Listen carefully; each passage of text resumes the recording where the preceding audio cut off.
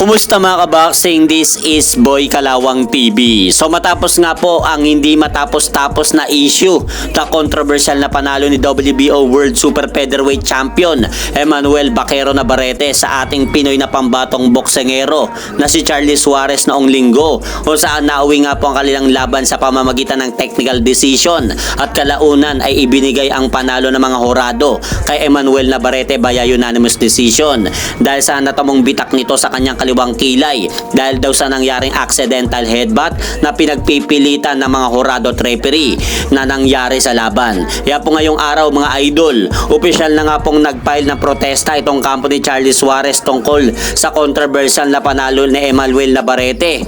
Dahil ayon nga po dito sa report na inilabas ng BoxingScene.com, Charlie Suarez appealed his technical decision loss to Emmanuel Navarrete to the California State Athletic Commission and that appeal will be heard at its meeting on June 2. So magpapatawag daw mga idol ng meeting itong California State Athletic Commission tungkol sa nangyaring controversial na panalo ni Emmanuel Navarrete kay Charlie Suarez noong linggo sa darating na June 2. So magpapatawag pala mga idol ng meeting itong California State Athletic Commission tungkol sa nangyaring controversial na panalo ni Emmanuel Navarrete sa ating pambato na si Charlie Suarez sa darating na June 2. So mukhang may pag-asa nga pong mapalitan ang naging hatol kay Charlie Suarez. At sa kabilang balita naman mga idol, kahapon naganap ang press conference nila Sam Goodman at ang makakalaban po nito para bukas na si Mexican boxer Cesar Baca.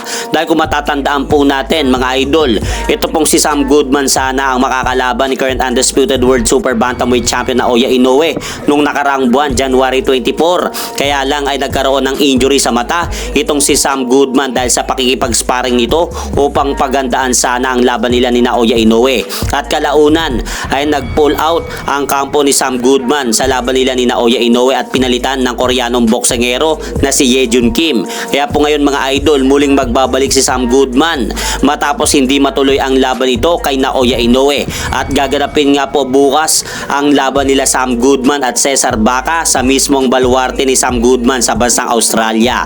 At hanggang dito na lang po muna ang aking update sa mga aganapan sa mundo ng boxing. At syempre mga idol, huwag nyo rin po kalimutan, pakisuportahan nyo naman po muna ang ating munting channel. Maraming salamat po.